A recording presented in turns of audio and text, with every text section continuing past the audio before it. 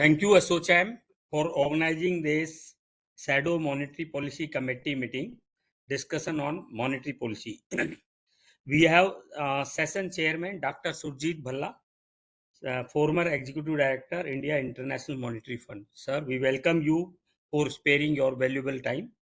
We have all the panelists, Dr. Charan Singh, uh, Sri Madhav Nair, Sri Rajan Pantal, Miss Upasana Bhardwaj, Sri Indranil Sen Gupta, Sri Abhi Barwa, Sri Siddharth Sanyal, Sri Arjun G. Nagrajan, and Sri Basudev Mukherjee. So, thank you and welcome you all since you have spared your valuable time. And whenever ASSOCHAM need you, you always give your acceptance. So, this is a good gesture from your side. So once again, we welcome you and thanks to you. So today, as I told, ASSOCHAM is holding this Shadow Monetary Policy Committee meeting before the scheduled Monetary Policy Committee meeting from 6th December to 8th December. As we are expecting that RBI monetary policy should keep the rate unchanged, repo rate unchanged at 6.5%. This will be the fifth consecutive time since they have not changed their repo rate. And we also of the view that monetary policy instance accommodative uh, monetary policy they will keep the same. So if we see the region, in spite of very good growth in second quarter, GDP growth, I mean GDP growth, which is 7.6% in second quarter. In the first quarter it was 7.8%. So first half makes 7.7%, which is very good. So I'm expecting that RBI monetary policy committee should revise their estimated GDP growth for financial year 24, 6.5 to 6.8%. Why I am expecting this? Because even if first 6 months 7.7% GDP is there, even if it should remain allow in the next 6 months, even if 6.3% GDP would be there, it will make 7%.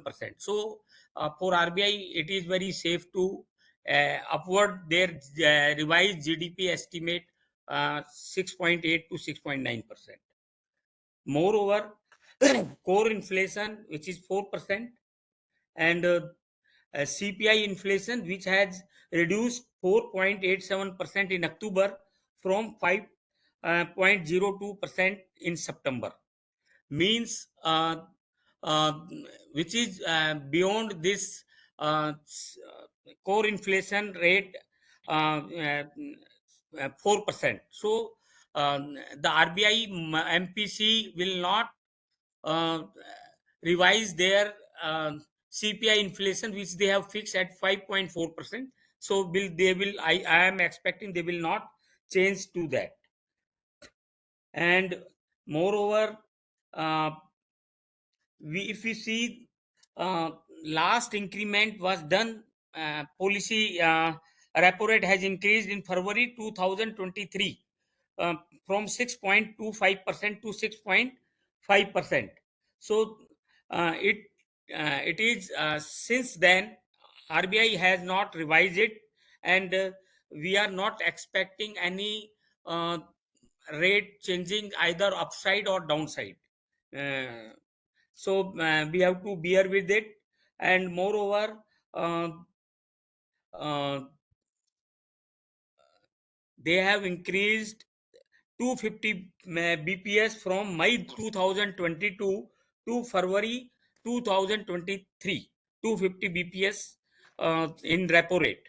So it and there is we are not expecting they will reduce their repo rate before 30th June 2024. So I am of the view that RBI monetary policy will very focus on inflation and liquidity. They have increased retail. Uh, they have given direction to the retail lending to banks and NBFC, and increase the weightage, credit weightage. So RBI is very much focused in liquidity, and so that they should keep tightening in liquidity uh, position of the funds. So I think we have lot of panelists, and it is just an opening remarks I am giving it. I hand over to Dr. Charan Singh and Dr. Surjit Bhalla for the further proceeding. Thank you very much for giving me a chance to speak and giving the welcome address and opening remarks. Thank you very much.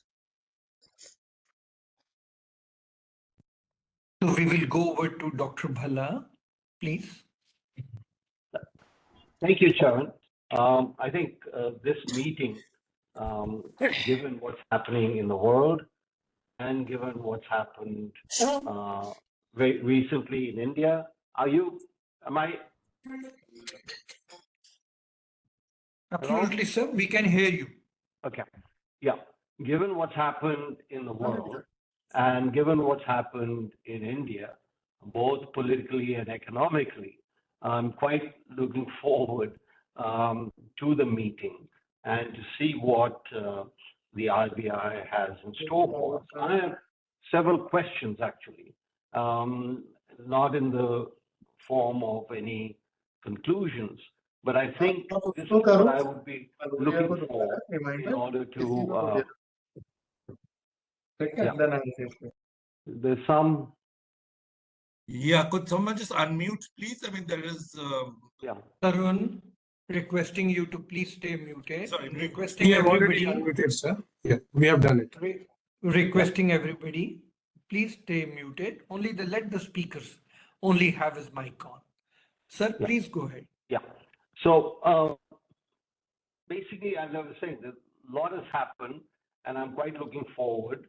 And I have a series of questions which I hope the analysts and the commentators will help answer. So apart from, do we expect the repo rate to go up or to go down, I'm looking more in what, if you will make, I presume, and my own estimate is the same, that there won't be any change in the repo rate. But my question is, what will it take for the RBI to move the rate up, and what will it take for the RBI to move the rate down?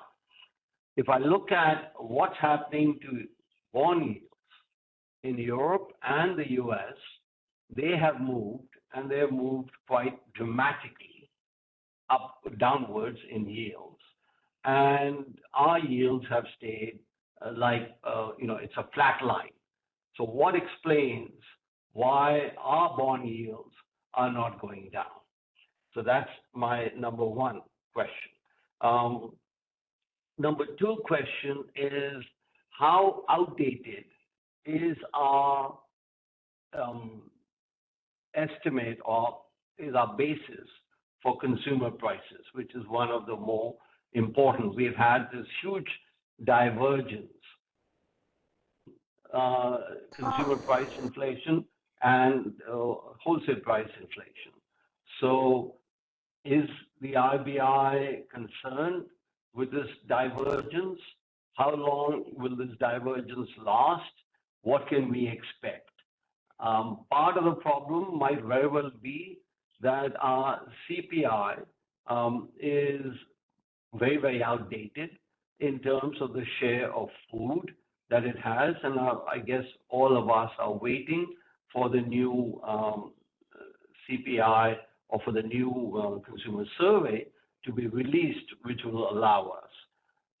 Related to the new CPI, or even not related, what we do know is that food, given the the expectation and most surveys do suggest that basically about 80 to 90% of the free food does get delivered to the public. I guess that's one reason, perhaps, why the BJP did so well in the recent elections. But as far as economists are concerned, that this really means that food inflation is a lot lower than what appears by the CPI. So I would just like for the experts to comment on the likely trajectory of quote unquote real CPI inflation versus what we measure. Another question is what explains the strong growth of manufacturing? This has been a big surprise, and related to that is a question to all of the analysts here, which is that what explains the huge divergence between what the analysts had forecast and what has actually happened. I would be really interested in knowing if somebody has done an analysis as to whether this divergence is the highest that we have observed in recent times and perhaps also historically. And the explanation for the divergence may also yield insights as to what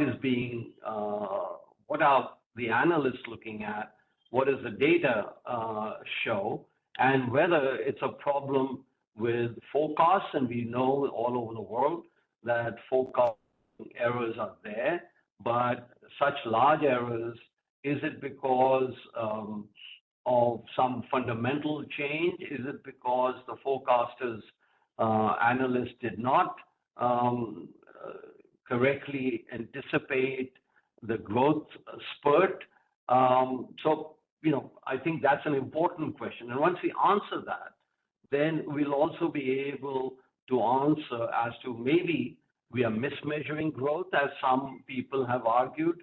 And that, so again, that's an important question that I hope analysts will be able to answer.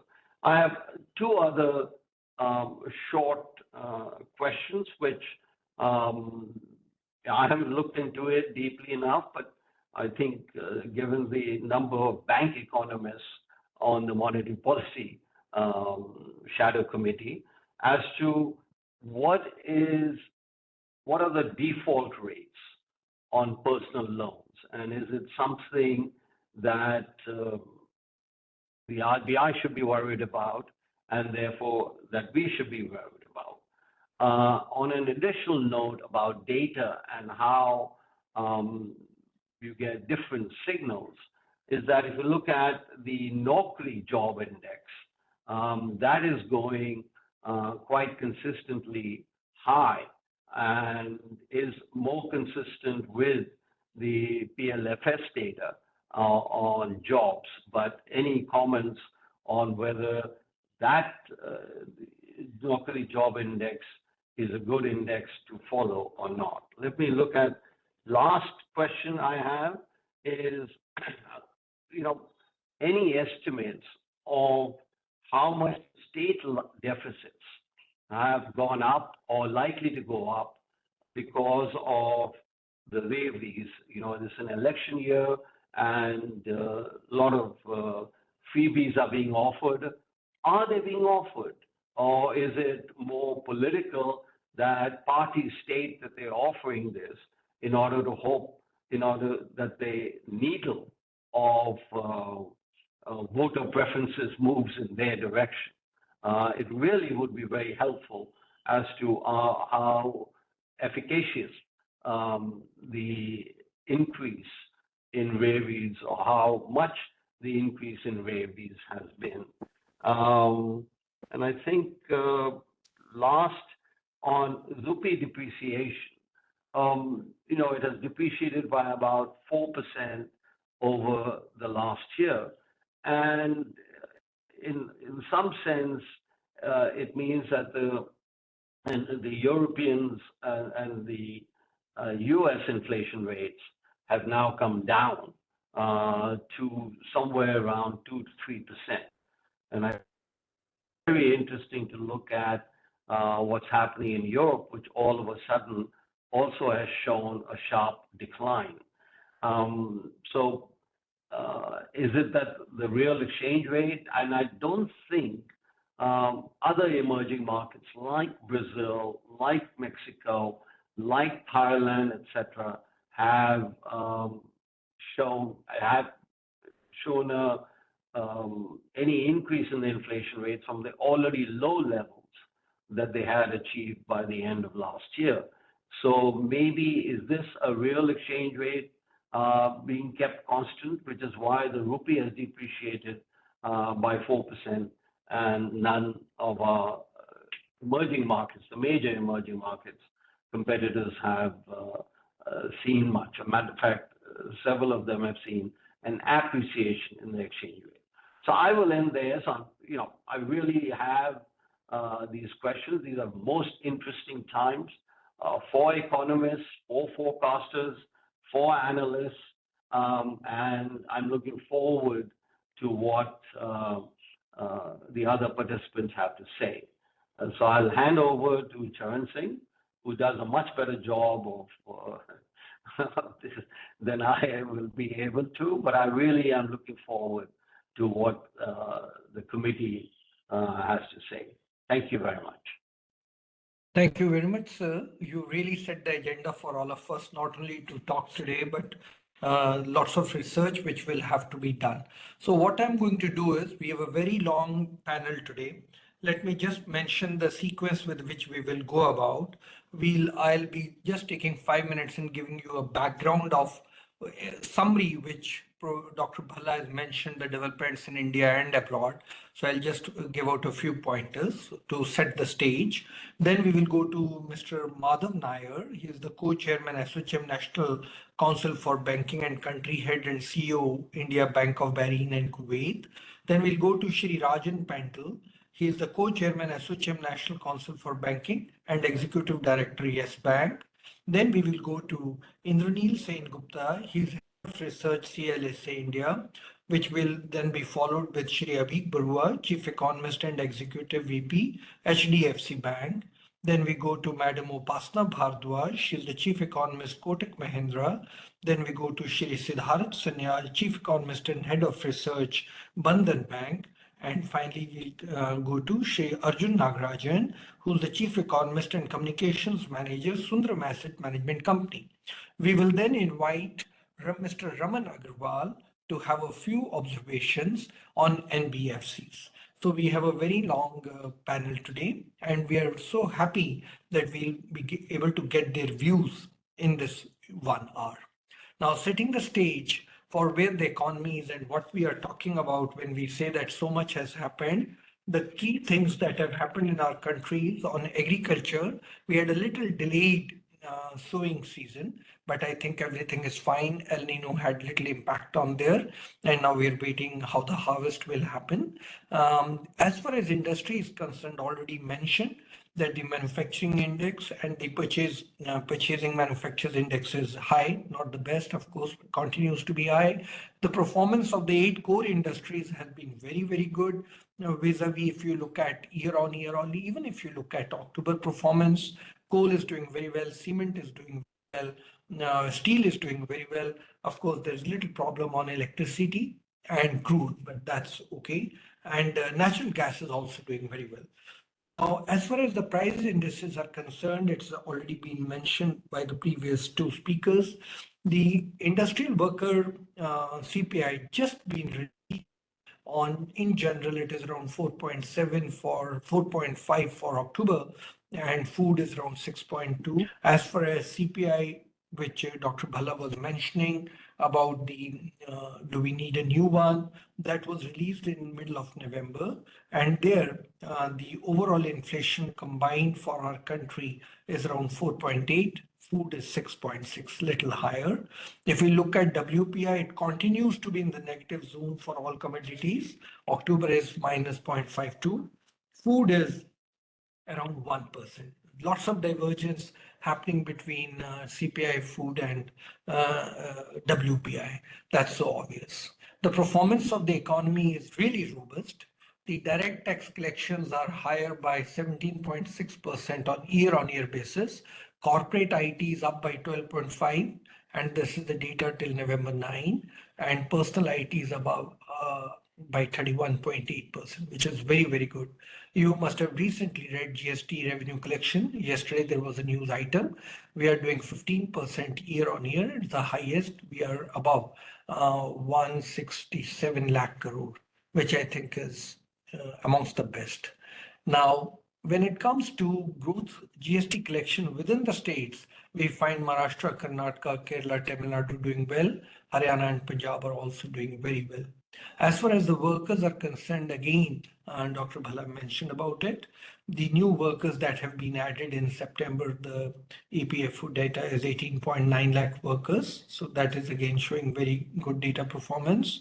And the unemployment figure, the lowest in 15 years at 6.6, 6.6 is something very good. And this is for 15 years and above. This is the lowest in recent months. So, and labor participation rate is around 50%, 49.3 to be precise. Export performance, despite the global situation being grim and the growth in the global market being bad, our export performance is very good. We are rising by 9.45%, just not exchange rates. The merchandise exports are rising by 6.2 and services by 6.2. The major commodities in which this growth is taking place, obviously, is pharma and drugs, engineering goods, electronics, handloom. Exports are doing well.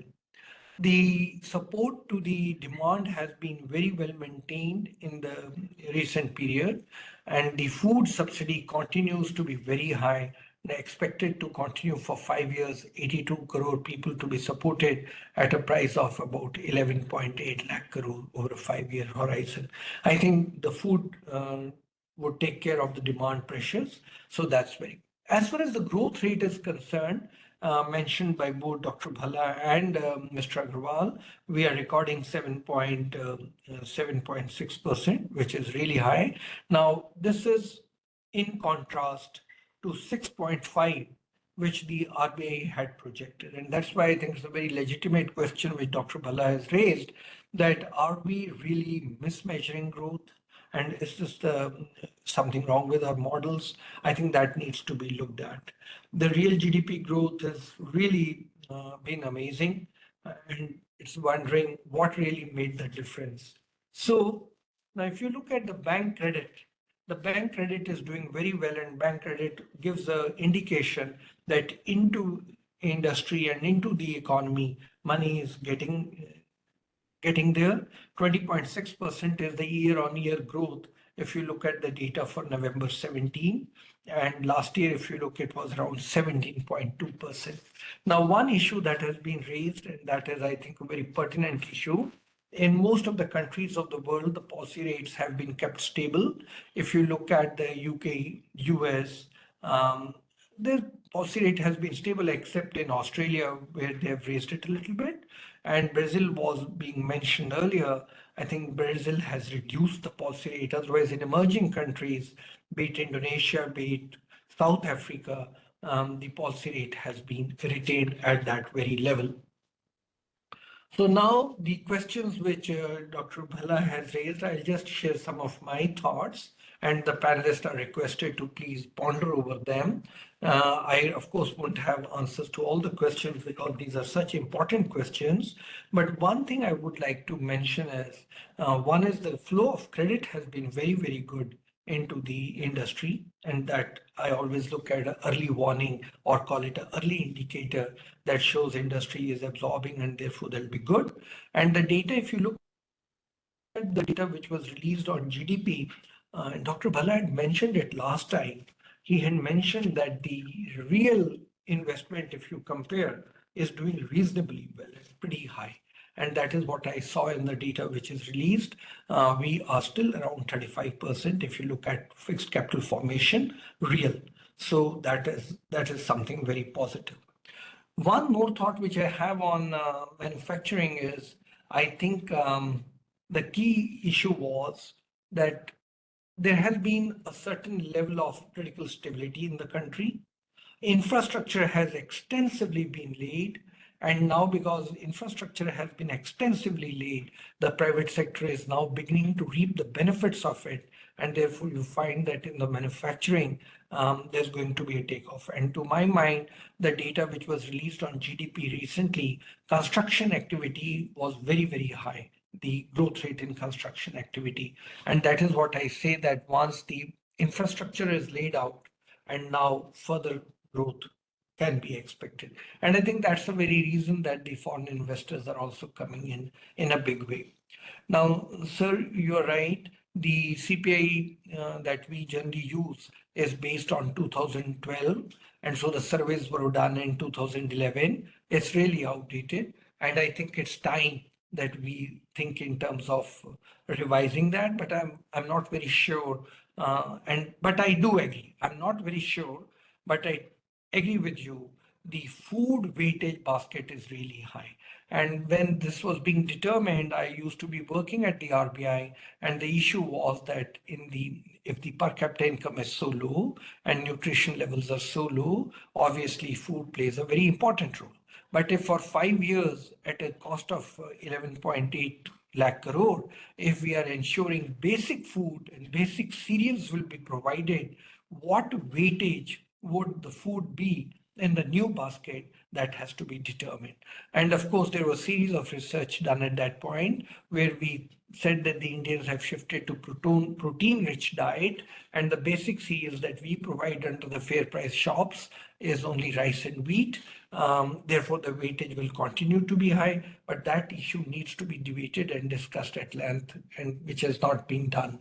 So the other thing which you mentioned about the divergence in estimates and actuals, I think the growth model of our country will have to be revisited. So I won't have any answers, but I'm sure the other panelists will have something to say about it.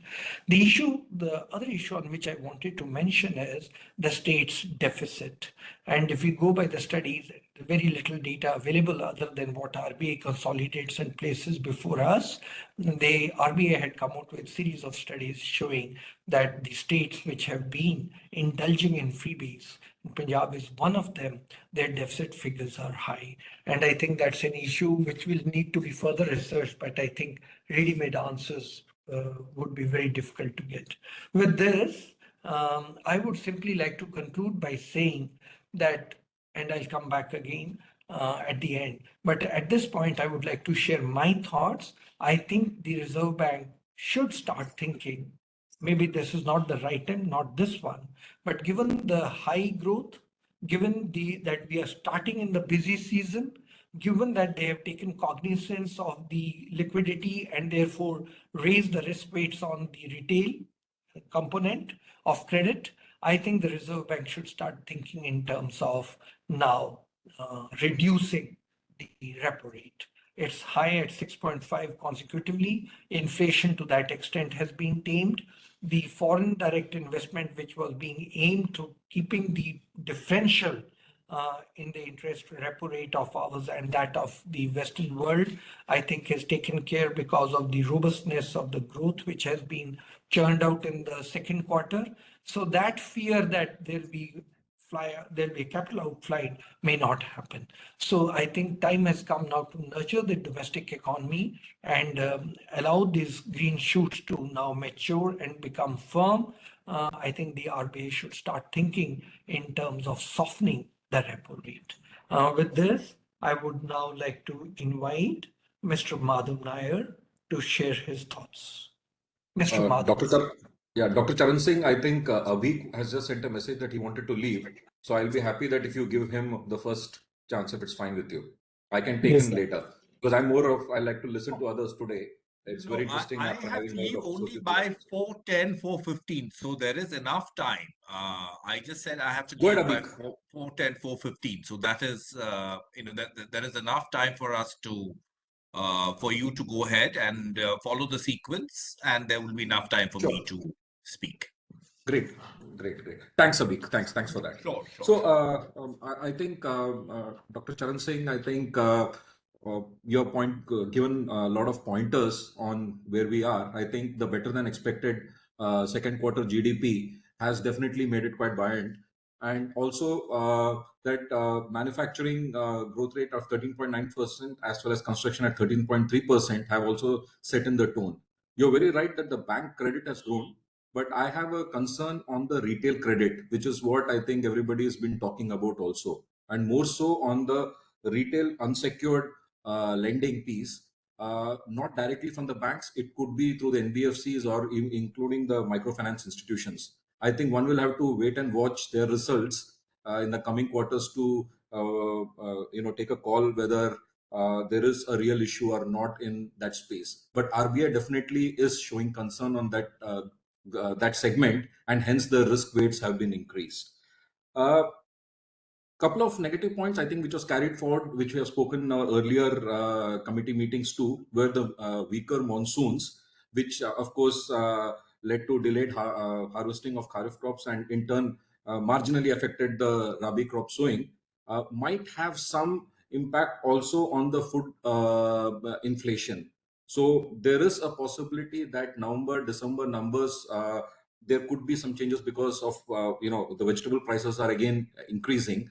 So my immediate take is that uh, uh, I don't think RBI has much scope to reduce rates for the time being, and also there is no case for them to increase rates because core inflation is almost close to 4.5%. So I don't think there is any need to increase policy rates. But I also agree with your thought process that they should start looking at the policy rates in the medium term or basis, maybe in Q1 or Q4 of this financial year or Q1 of next financial year. And that possibly that should be on the discussion table. So for the time being, my stance is that I think RBI will not or should not make any changes. Thank you. Thank you so much. Let's go to Mr. Rajan Pental. Hi, sir. Good afternoon. I'm actually at the airport. There is a little disturbance also, and since we have a long panel, I would restrict my comments to two key points.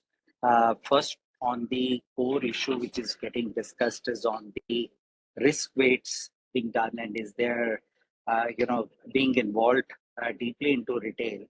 I have had a very detailed discussion with various bureaus around various data cuts. And one thing which is very clearly emerging that in the unsecured segment, there are various cuts because that particular portfolio gets cut into less than 25,000, and the lending being done at various price points and also the touch point score points. So there are various cuts on which unsecured has gone. I think there has been a irrational exuberance for the last 2 to 3 years, and hence definitely there is a concern, and governor has been saying this for quite some time now. And the point has been that there is some palatable risk by the banks, but then there is also a risk capacity of the NBFCs, and NBFCs in turn get funded by the banks. So in a way, the banks are taking exposure on even those fringe segments, and that possibly is a cause of concern. That is the first part. So the credit cost definitely, I think, needs to be looked very, very carefully. But the second thing also related, second thing is that in the banking, and I did speak about it in the last, in the last meeting also, the cost of technology and the cost of compliance, both are on a rise. And also, given the fact that there are concerns, at least, I would say brewing concerns on the portfolios, right? There and then followed by the risk weights. I do expect the consumer lending rates to go up, right? And that possibly, how much of it can be passed and what impact it will have on the consumer demand, I think is something which needs to be done. And if it impacts the consumer demands, obviously, it needs to be looked at little differently. And this not only includes the typical salaried segment, what we are known to, that if the job loss is not there, and there are enough and more jobs created, hence the segment is safe. Let's be very clear, the unsecured today starts from MFI lending to credit cards, to business loans, to personal loans, and now even the top-ups on various category of loans are also categorized as unsecured. So I think this is one concern which needs to be looked at very closely. One other point which in the FICCI conference governor also raised is on the pricing on the MFI, which means the NBFCs and the banks again have to look at what is going to be their core strategy around the MFI lending. On the interest rates, my view is, while the other experts will speak about it, but I think one of the key points which needs to be kept in mind is that there is a delay in the rain. There is a change in the seasoning of raining across, and it has an impact on certain crops starting from Maharashtra to other states. So that is yet to see. My view would be that any change in the interest rate is not going to happen before the last quarter of 24. So thank you. Thank you very much. Last quarter of 24 is 1 year, and that is pretty far away, but that's fine. That's okay. Now let's go to Mr. Reel Sen Gupta. He's head research CLSA.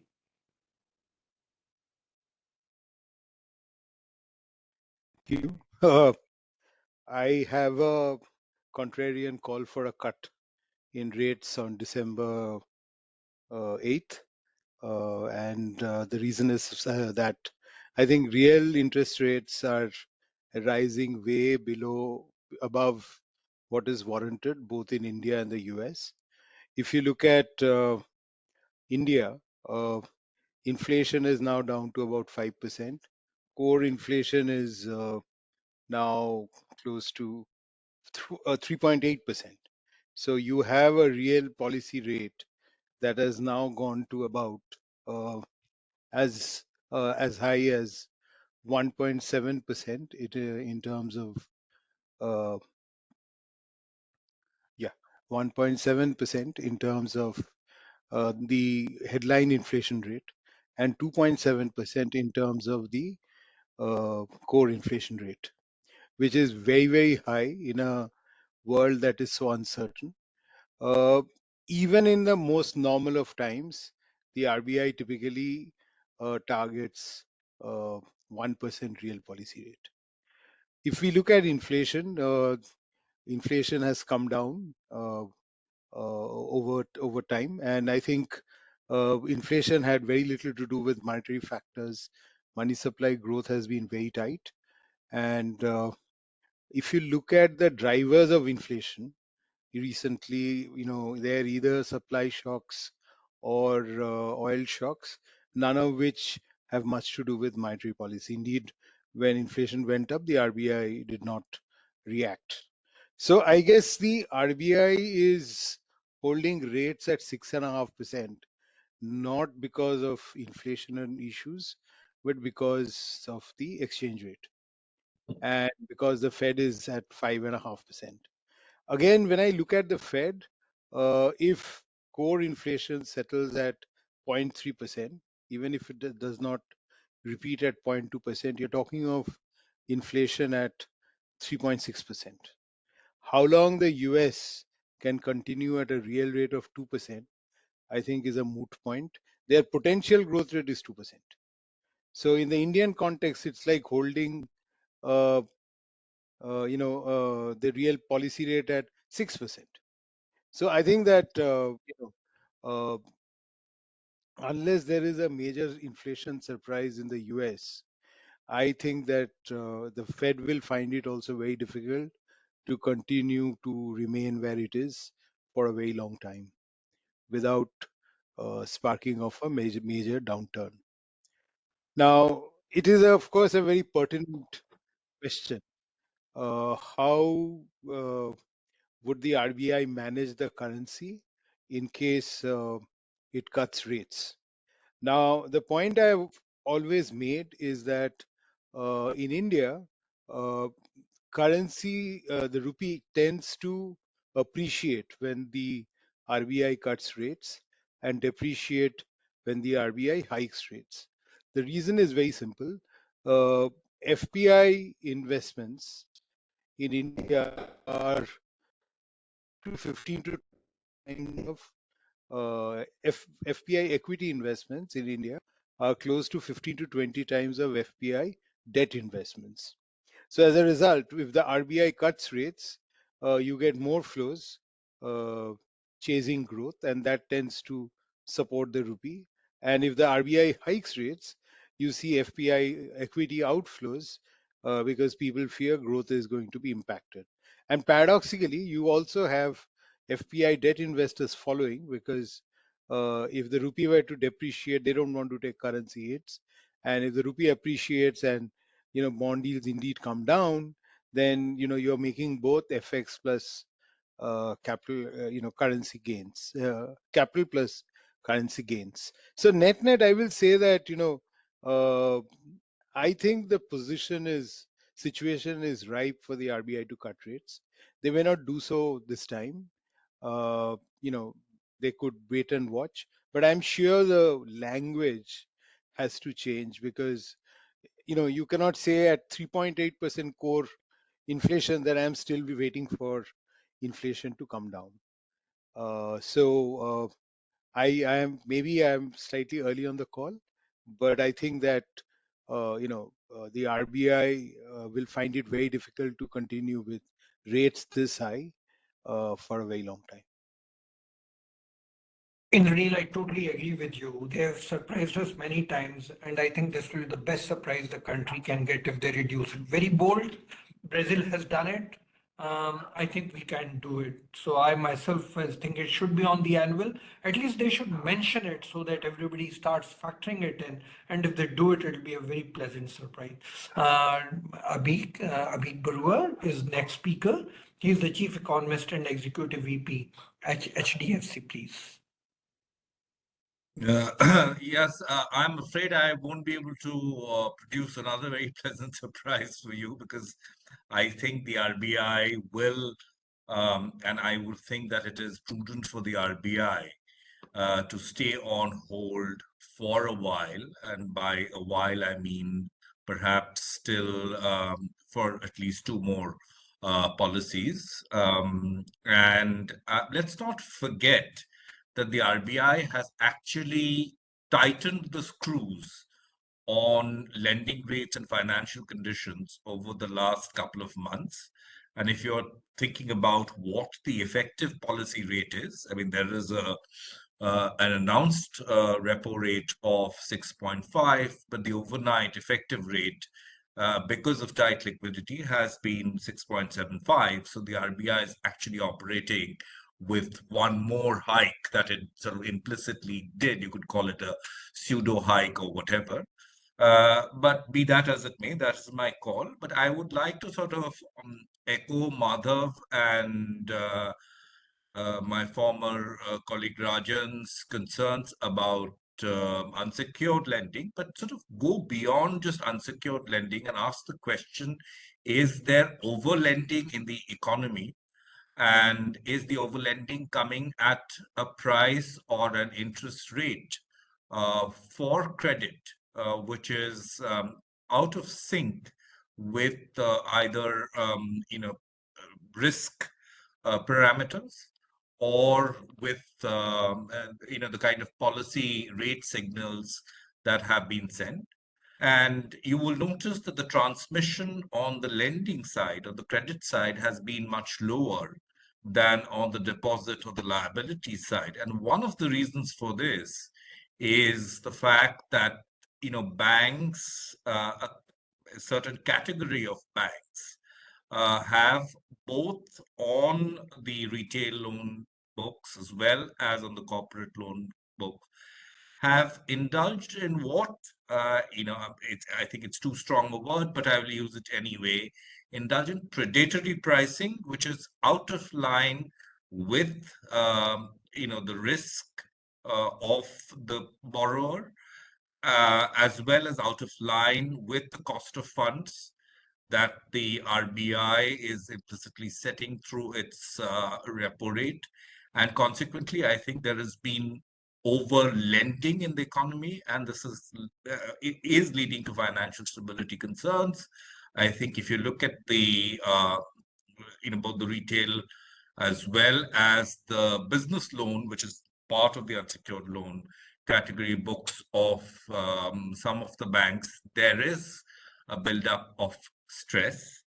And I think the RBI's needs to address this. And one of the ways to address this is by keeping liquidity tight and ensuring better transmission of rates. It's done it partly through the change in prudential norms, but it has to be complemented by this. Otherwise, we might run into a situation where both inflation and financial instability is kind of kept alive through this kind of irrational lending. And I completely agree with Dr. Bhalla's point. The Naukri Jobs Peak Index has indeed shown traction. But if I just go to the granular level, and since we're talking about unsecured lending in retail, one of the biggest absorbers of loans, especially first-time loans, credit cards, and so forth, has been the IT and ITES sectors. And if you look at the subcomponents of the Naukri Jobs Peak Index, you will notice that, and it's fairly well known, that IT and ITES is net shedding jobs. And the jobs are being created in areas like construction, real estate, and so forth. But one of the very large catchments of banks as far as unsecured retail loans, where you could almost get a guarantee that the loans would be serviced because even these were relatively high paid entry or semi-entry level jobs. I think that is one pocket that has been badly compromised, and that sort of shows up in the Naukri Jobs Peak Index very clearly. And finally, I think, yes, the CPI needs to be revised, but I really don't know which way it will go. For instance, I think there is considerable underestimation of things like housing and rentals. Those need to be sort of taken into account. And finally, of course, I mean, there is this big thing on the cost of specific, or the prices of specific components like capital goods. And in a different forum, I think we've kind of discussed this. So my view is that the RBI should stay on hold, but I mean, you can't stay on hold indefinitely. I think it is,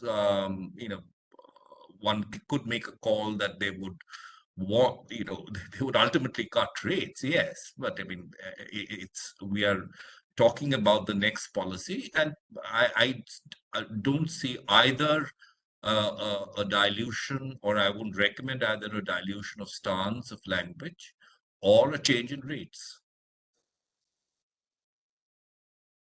Thank you. That is. Thank you very much, Mr. Rabi. Let's go on to now Madam Upasna. Thank you, Dr. Singh. I will just at the onset first talk about the policy view. I would almost entirely concur with Abik. I think the factors that he's described. So just in the interest of time, I will not be repetitive really. But the effective rate he mentioned is 25 basis higher than the repo rate. Number one. RBI's concern on the unsecured lending and its repercussions accordingly on the rates. And the third thing is, of course, they're often on reference to the fact that they're not going to be comfortable, if at all, whenever liquidity turns relatively comfortable. To the extent that last policy, they did kind of cause a lot of disruption in the market by really out of the way going and talking about OMO sales. All of that kind of suggests that they're in no position right now to unwind their stance in any form. At the same time, they have also, for the past 2 to 3 meetings, from what I recall, they have been emphasizing that the main goalpost is 4% inflation and not anything at sub 6%.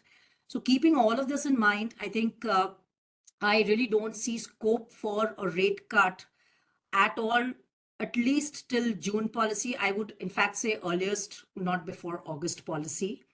The reason is also that we'll have to look at how inflation is likely to pan out. Yes, I would totally agree with Dr. Bhalla about the CPI index, what we are tracking at this point in time, but we have to live with that index and that inflation, CPI inflation at this point in time, and that is what RBI is tracking. So with that kind of a trajectory and the food inflation uncertainties that we're looking at, RBI's prime objective is to look at headline. Core inflation, no doubt, is very comfortable and is expected to remain broadly comfortable through the year. But given the uncertainties with regard to food inflation, the headline is likely to be very volatile. And on a sustainable, durable basis, we're not looking at inflation settle around 4%, or rather, let's say 4.5% through most of the next year as well. And in that environment, it would be difficult for RBI to really quickly turn around its stance towards a dovish stance or a rate cut possibilities anytime soon. So they clearly cannot give us a guidance on that side. I think they will have to retain a hawkish bias on the guidance, unchanged on rates, unchanged on stance, and at the same time, a little hawkishness by ensure, because if they don't really sound hawkish, balanced to hawkish is the side I would say the policy to be. Because if they don't sound marginally hawkish, then they kind of undo what they have achieved till now. So I think that's very important to keep in mind. So I would say a status quo on all front with a marginal hawkish tone on the policy. Besides that, couple of factors or a couple of issues which Dr. Bhalla has raised, maybe I can just, talk about. I think Dr. Bhalla asked, what would it take for RBI to ease or hike? I think Indranil did refer to one aspect, how US rates are moving, and that's where most of the other economies would be, tracking the US rates and accordingly, taking stance. I think that is going to be very crucial. Now, where the US economy is at this point in time, while the inflation is moderating, the US growth is fairly resilient, despite all expectations that they should be seeing fizzling out of growth and all. We're still seeing labor market remaining fairly tight. Not till we don't see a consistent slowdown trend in the US labor markets, the Fed will not be in a position really to sound dovish or soft right away. I agree real rates are high, but even then, I think if you look at the overall fundamental parameters, I don't think at this point any of these central banks are in a position to really change their stance or even sound slightly dovish. So even for the US, I don't see that happen anytime, even though markets, if we look at anywhere between March to May, rather by May 2024, I think about 75% probability is assigned to rate cuts. And through between May to December 24, 75 to 100 basis of rate cuts is getting priced in. My sense is, even for the US, it will not happen. They will be cutting rates towards the fag end of the next year because they would also want to be completely sure of the inflation trajectory before they start getting onto this. So this will also be a driver for India's central bank to keep all of this in mind before really going ahead. So just in case US growth continues to remain more resilient and we see inflation in the US or labor market remaining fairly tight, and if the Fed was to act on the tightening side, I think India will also be somewhere in a position where we'll have to consider, even if we don't, but at least the risk of a hike will keep increasing. The other part is for India itself, the domestic factors, we'll have to look at how bad the food inflation or energy inflation can get post the elections next year. At this point, we know that until general elections, we won't see any impact or pass through of any crude oil prices surge, if at all that happens. But post that, there will be a pass through. So we'll have to be watchful of energy and food prices. That too could be a trigger, not immediately, but if on a sustained basis, that poses a risk of generalization of inflation. So that's what I would say could trigger a hike. On the easing side, again, everything has to crash down, melt down quickly. So, if we see the US growth melt down significantly in the next 1 or 2 quarters, then the whole global scenario will turn so benign that even RBI will get some benefit out of that. So when we see the spillovers from there, that will help at least bring in some kind of easing, let's say scope for easing. So I would say these factors, US monetary policy will play a very important role even now. Maybe not as dominant as what, and for INR, it will remain on a range bound man. It will trade like that because RBI is ensuring that will happen. But they will have to keep interest rate as a defense tool if there is a major volatility globally. So I think that's important to keep in mind. The other aspect is why are bond markets not easing despite global yields coming down significantly? I think that's another question which Dr. Bhalla was raising. So a lot of domestic factors itself, tight liquidity, which we've discussed, that remains. And at the same time, from October policy onwards, bond markets are constantly living with the fear that anytime there's a marginal surplus, we don't know how RBI is going to react with the OMO sale or not. I think that is somewhere, it's come down, that fear, but it is still there at each point in time. And the other aspect is, of course, the best reading on inflation we have seen in the October print, but the coming reading onwards again, next 2-3 readings are going to be again closer to 6%. So somewhere bond markets are clearly, absorbing that kind or responding to these kind of pressures. And the fourth aspect is also to do with a little bit on the higher SDL issuances, the state loans issuances, because, the insurance and the long-term investors who typically tend to go for long-end bonds, if SDL issuances have gone higher, so we are seeing the spreads over GSEC go higher. So there is a little bit of shift in demand that is happening in favor of SDLs. So we are seeing some kind of a pressure on the GSEC long end because of that as well. So I think that is also another important aspect to keep in mind. Yeah, that's it from my end. Thank you, Madam Upasana. Let's move on. What I see between you and Abhik is that the decoupling with the US economy is not going to be easy, nor going to take place, and nor is prudent to do so right now. So I get that point. Let's move on to Siddharth now. Mr. Siddharth, please. Sure. Thank you very much, sir.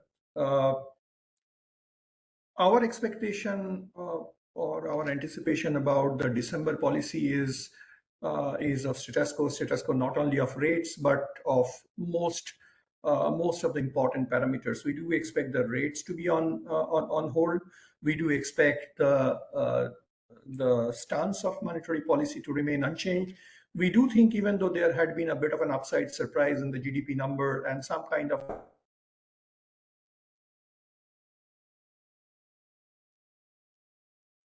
RBI to be in any hurry in this particular policy to significantly change their growth or inflation forecast. Maybe at some point of time they might be talking about an upside risk to some of the numbers, but not too much of a change. So we do expect most of these parameters remain as they were in the previous policy or as they stand now. In terms of voting pattern, we do expect that the status quo on monetary policy remains unanimous. The stance remains to follow the same voting pattern that has been followed for a while. So very little change we do expect in this particular policy.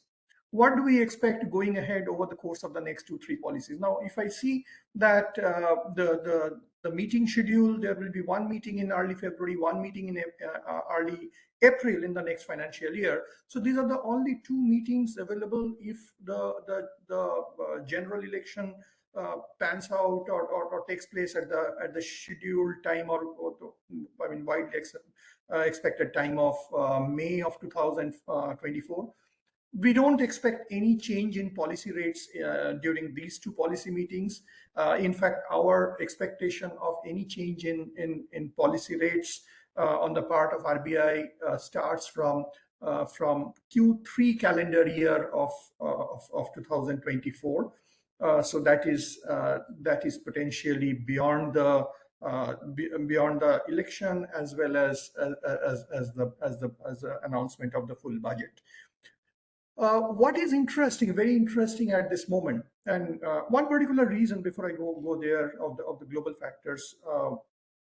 One important factor to be kept in mind, that compared to the long-term average repo rate, which is somewhat like 6% more often than not in the Indian context, if not a tad higher.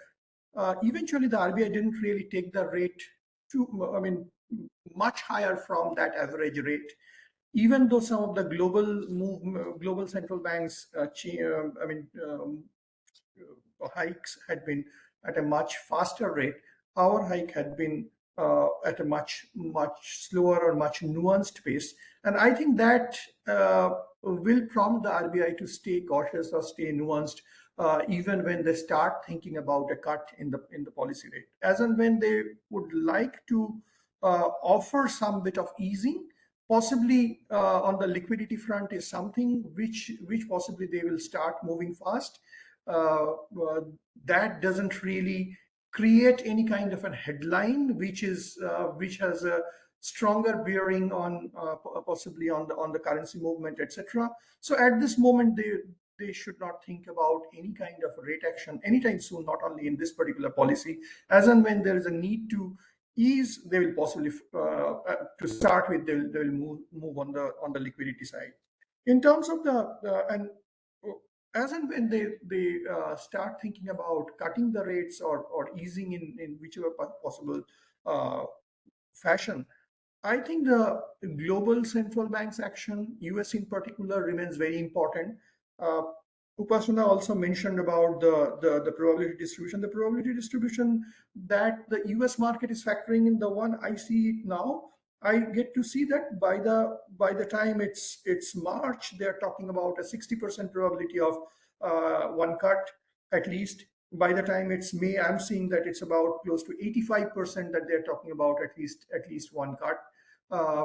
But many a times we have seen that eventually this expectation, US market expectation in terms of easing, had got pushed back quite significantly. So we also remain in that particular camp, that whatever the market expectation is there at this moment, eventually it might be a little more backloaded on in terms of cuts. So we are also not in any hurry in terms of factoring in possibilities of cuts by RBI anytime soon. And very clearly at this moment, given there is a lot of uncertainty on various fronts, both global as well as on the domestic side, and inflation numbers had often been pretty volatile.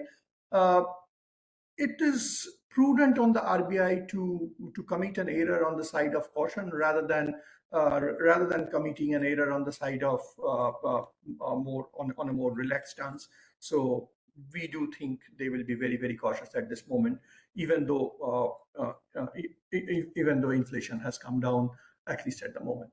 I'll stop here. Thank you. Thank you so much, Siddharth. Again, the point is getting that we'll not be able to move out of the US cycle, but US itself is going to enter into a cycle. They've already started, but by May 2024, they'll be in the thick of it. So I do not know where the cut will then be positioned. Let's go on to Arjun now. Arjun. Mr. Arjun Nagarajan is the Chief Economist and Communications Manager, Sundaram Asset Management. Arjun, please.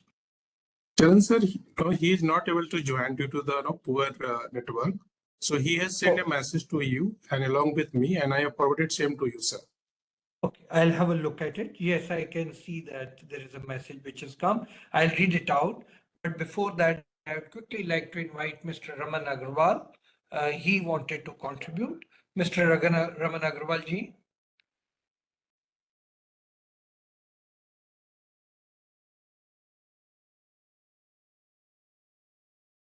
Raman, you need to unmute. Raman, you need to unmute. Sorry. Thank you for this opportunity. Thank you, ASSOCHAM and EGROW Foundation. While I think a lot has been shared by the experts, I would quickly like to share the NBFC's perspective, especially in regards to the risk weight circular issued by RBI and the likely impact. While I mean, no going back or taking contrarian view on the fact that yes, due to the concerns, RBI has increased the risk weight on the unsecured consumption loans, which is uniform across banks and NBFCs.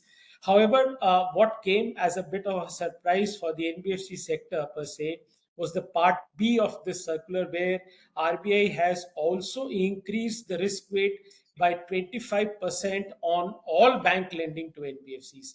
Now, one, this is over and above the existing risk weight, which is, we all know, depending on the credit rating enjoyed by NBFCs. So a triple rated NBFC having a risk weight of 20 now will straight jump to 45. Now, what this does is that it will hit NBFCs on the two sides, both on the lending as well as the borrowing side. So, and on the borrowing side, what really gets worried is that since this increase in risk weight is uniform across, so it will also indirectly impact the borrowing done for on lending to the exempted category of loans. Even loans given on vehicle loans, educational loans, or housing loans, for that also, whatever borrowing is done from banks will also get impacted, and the risk weight increase will mean an increased cost. So I think what we have requested RBI is perhaps a minor correction there, that to monitor the end use and only the funds borrowed from banks which are on lend to the unsecured personal consumption loans category, only the risk weight for that particular aspect should be increased and not across. So that's the first point. Added to it is, let me also take this opportunity, because the whole objective behind increasing the risk weight for bank lending to NBFCs, as governor has been voicing, is about the concern of over dependence of NBFCs on banks.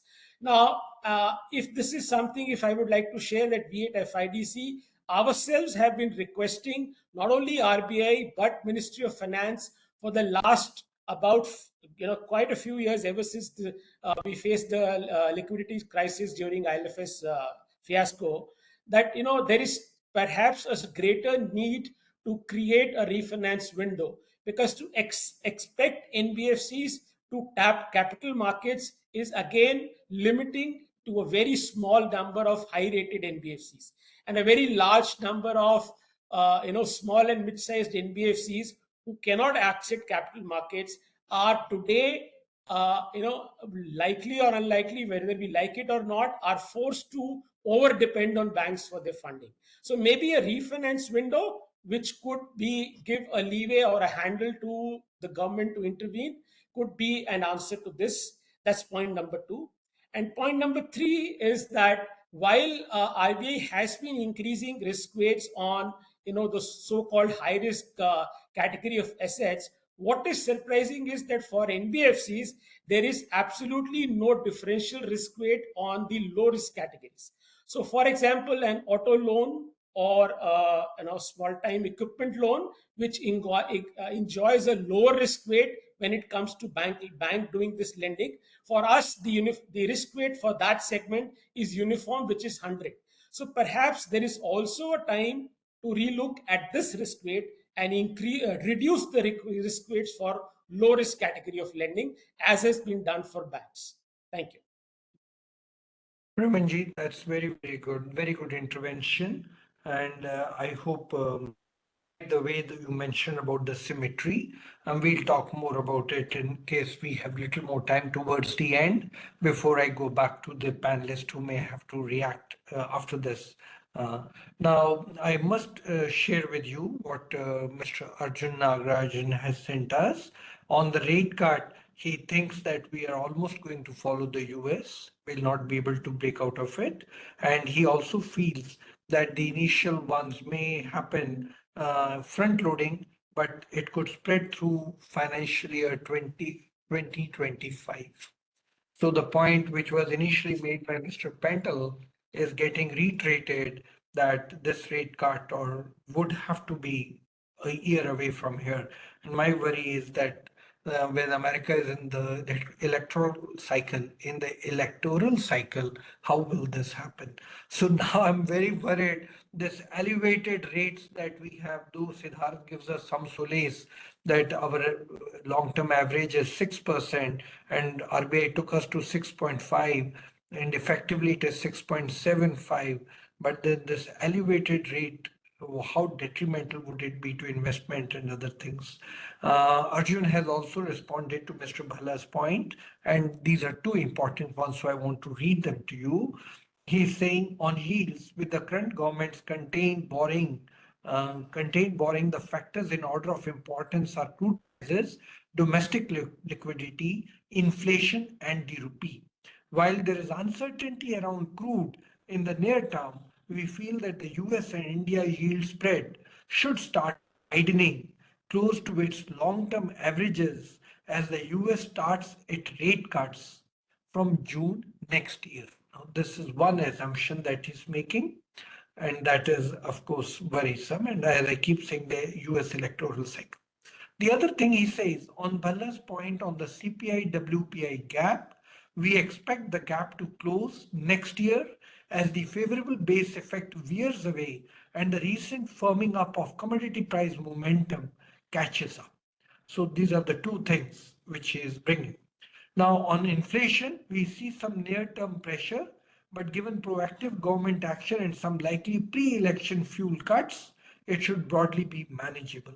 On growth, we prefer looking at the numbers on a 4-year basis, cyclical basis.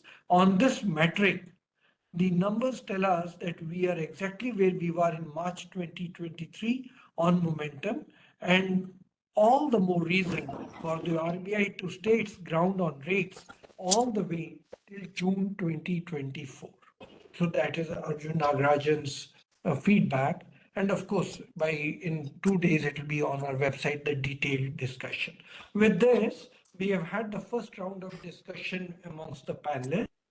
And I would like to go back to Dr. Bhalla, and if he has any other observations, and then I'm going to request the panelists if they have any observation before we close for the day. Dr. Bhalla. Yeah.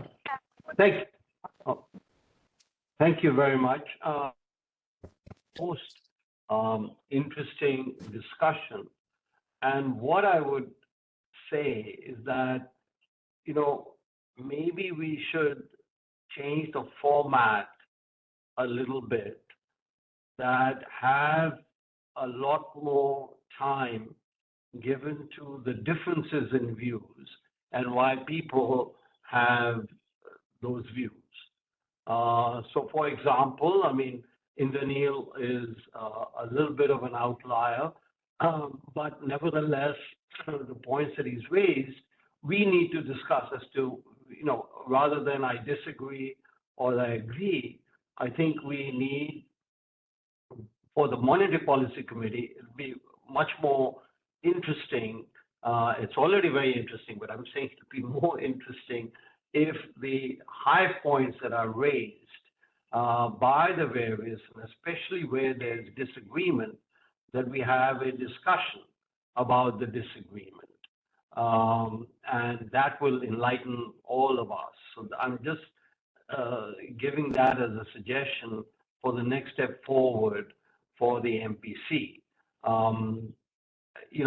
Again, the relationship, I think, given that the US policy rate, the Fed rate, is important for the RBI, is important for our analysts, is important for ourselves, that I think we should also have a discussion. What if, the Fed, as some people have suggested, were to accelerate or prepone the rate cuts now to as early as March of next year. If you look at what the Fed funds are pricing, I think they're pricing more than a 50% chance of a rate cut by March of next year, the Fed rate cut.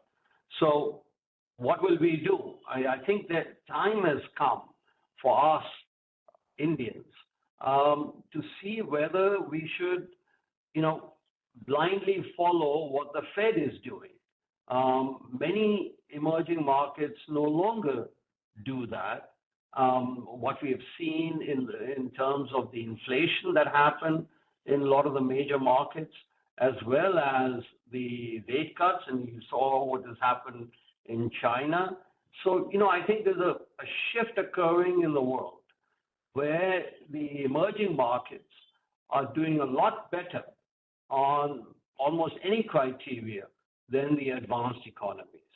Now, the advanced economies have had the shock of, continue to have the shock of wars, but now Europe, right in the middle of the Ukraine war, is showing signs of fast decelerating inflation.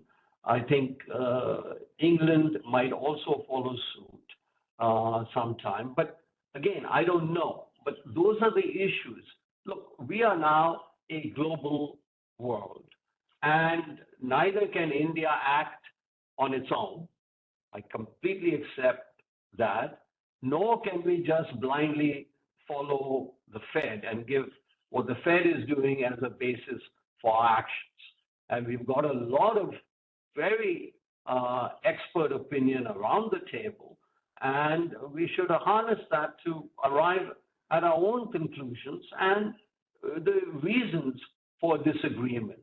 I think that will really enhance the value of this committee. So I suggest that for the next time we have perhaps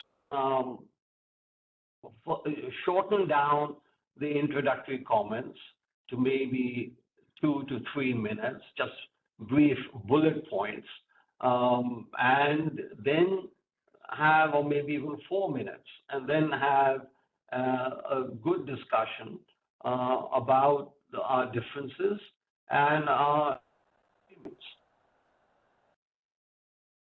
Sure, we'll revisit the format, but let me then, if sir, your views are complete, then can I go across the table for one more quick round?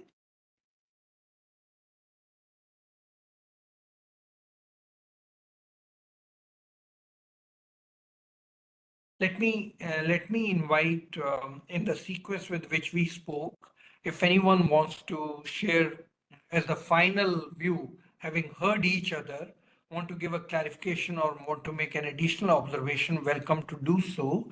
I'll follow the same sequence, Mr. Madhav Nair. Any quick observations before we close?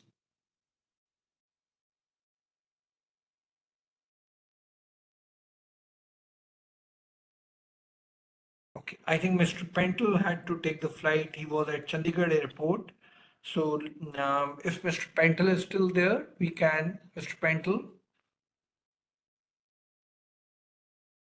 Okay, then I'll go to Indranil. Indranil. To make the point that the Fed pricing by markets has been going wrong and wrong for a while. I never agreed that the Fed would be on hold till 2024, second half of 2024, with growth very high, inflation would not happen, and I think 2 years ago the market was calling for a 50 basis point hike in 2024. Then of course we swung to the other side, and there was a time when the Fed was supposed to cut the very next month, and we went into a situation, and I never agreed with that either. But now I think that maybe it is not easy for the Fed to hang on to a 2% real rate for a very, very long time. And for the first time, I think in since the COVID situation, I am more comfortable with the market pricing by the federal funds rate. If you look at India, similarly, the real policy rate again is beginning to rise. I think Dr. Bhalla and Dr. Charan Singh would recall that it was a rising real policy rate in 2018, which led to a credit crunch and indeed the formation of this shadow monetary policy committee. If your core inflation is, so if your core inflation is at 3.8, should you be at 6%? Even if you say that, okay, I want inflation to be at 4%, should you be at 6, like running a 2.5% real policy rate is a question.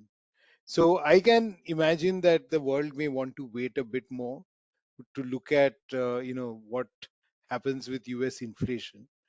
But if US inflation, core inflation settles even at 0.3%, which is 3.6%, even then you are running a real policy rate which is equal to your real potential growth rate.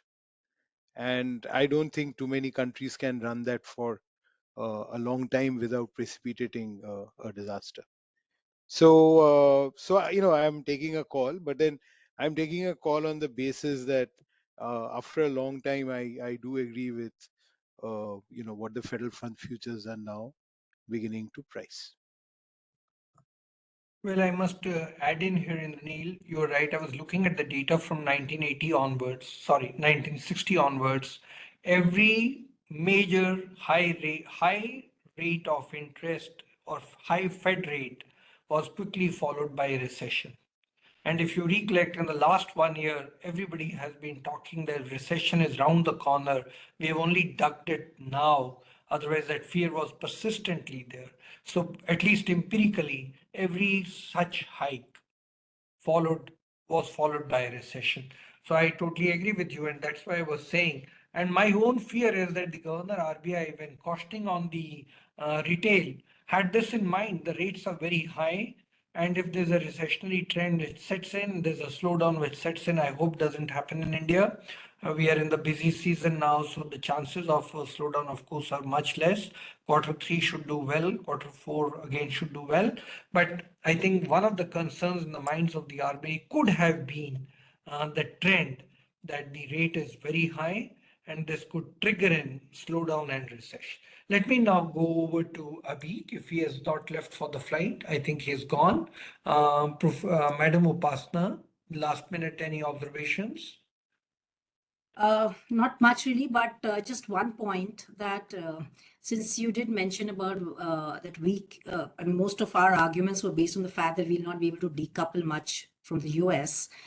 I think, if domestically all's well, that's when we can decouple. So it's not that we are going to be blindly following the US Federal Reserve.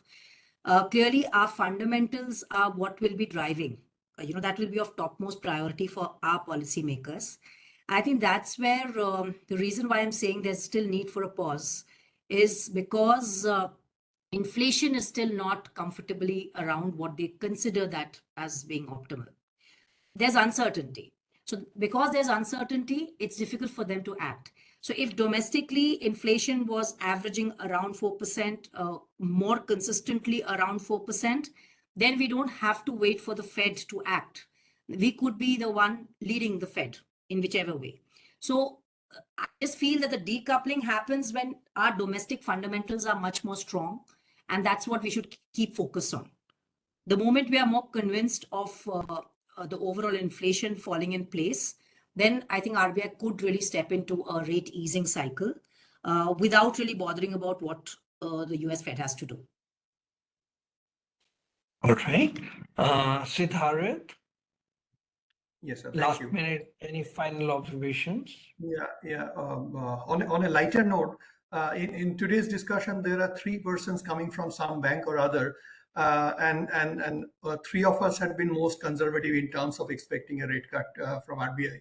Possibly, we should have been most happy in terms of a discussion about RBI rate cut, but we are possibly finding it too good to be true so quickly. So let us see what is in store, but tend to agree with what Upasana just now mentioned. And we think that, again, that at this juncture, given the different types of uncertainties prevailing, RBI will possibly be still erring on the side of caution rather than something else at this moment, and that's why remain a bit. So that's why very difficult to imagine a situation of lower rates at least any time before the next general election.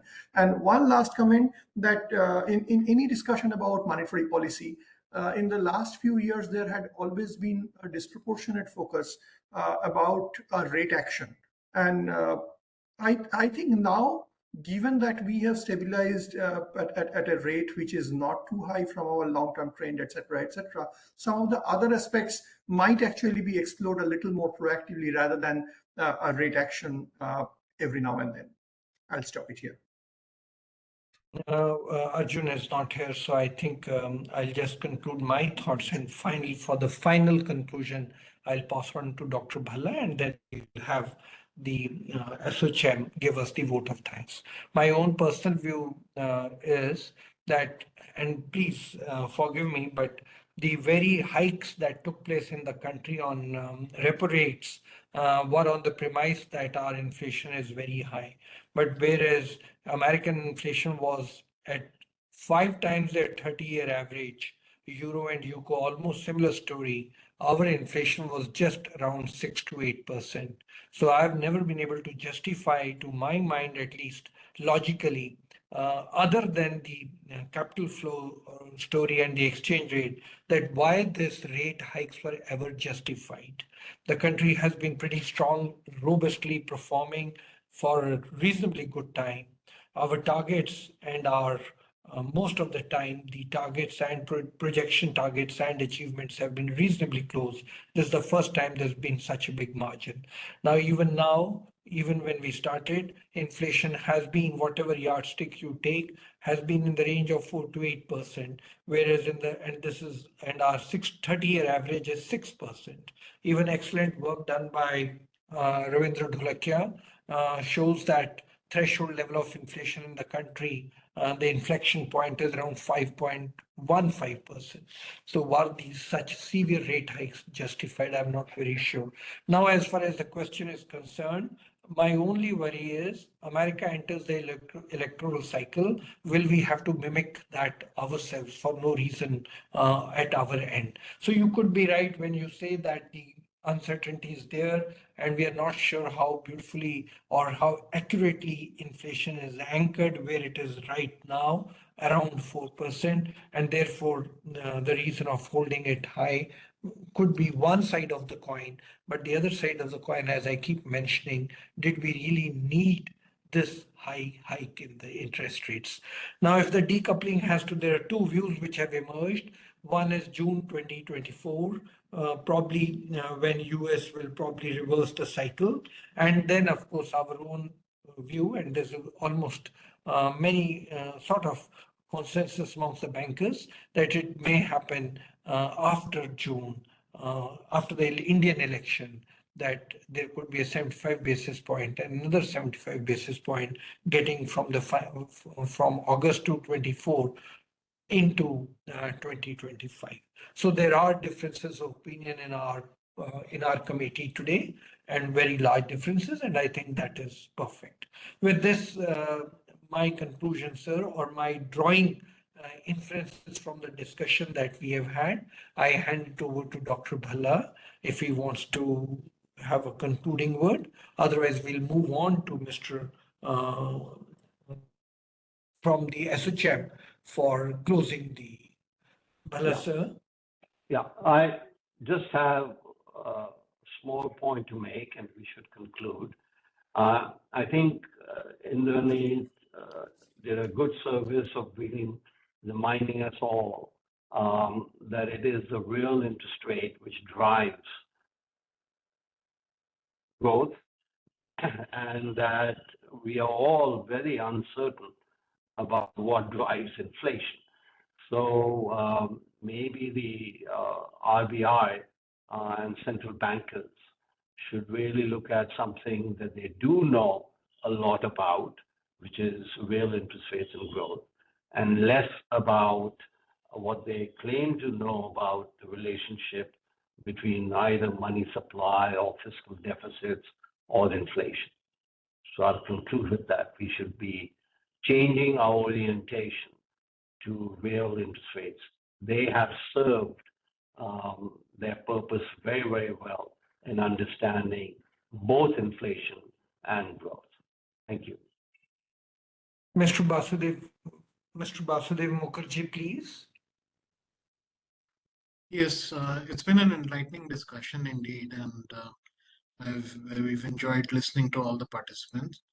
We will be taking all your feedback into account and formulating our own views. So, I would just like to thank Dr. Bhalla and Dr. Singh for their invaluable comments and insight. And I would like to thank all the panelists on behalf of ASSOCHAM for being here today. And we look forward to meeting you all and for the next edition of this program. Thank you. Thank you, sir. Thank you so much.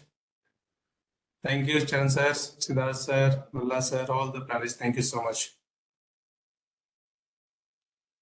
Thank you, everybody.